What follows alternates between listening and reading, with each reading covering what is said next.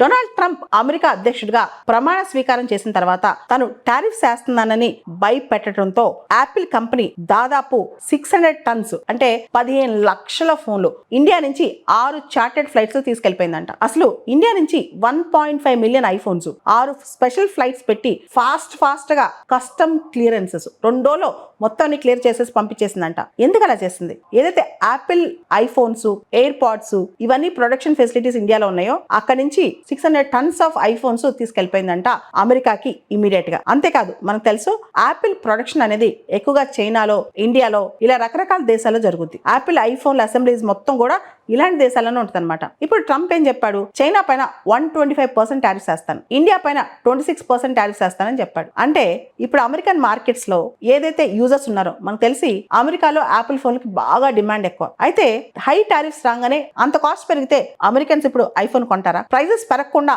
కొంతకాలమైన gap ఇవ్వాలని చెప్పి ఇప్పుడు యాపిల్ కంపెనీ ఆలోచిస్తుంది. అలా మెయింటైన్ చేయాలంటే ఖచ్చితంగా ఇప్పుడున్న ప్రోడక్ట్స్ ఇప్పుడు చైనాలో కానీ ఇండియాలో కానీ ఇప్పుడు తయారైన ఫోన్స్ మీద ఈ టారిఫ్స్ పడకూడదు అనమాట. దాంతో టారిఫ్ వార్ స్టార్ట్ అయ్యే కొద్ది రోజుల ముందే తెలివిగా యాపిల్ కంపెనీ మొత్తం షిప్మెంట్స్ చేస్తుందంట. ఇక్కడ ప్రొడ్యూస్ అయిన ఐఫోన్స్ అన్ని పంపించేసిందంట. దాంతో ప్రస్తుతానికి అమెరికన్ కన్సూమర్స్ మీద యాపిల్ ఐఫోన్ ధరల పెరుగుదల భారం ఇమీడియట్ గా ఈ నెల వచ్చే నెల పడదంట. ఇది యాపిల్ కంపెనీ ఆలోచన అనమాట.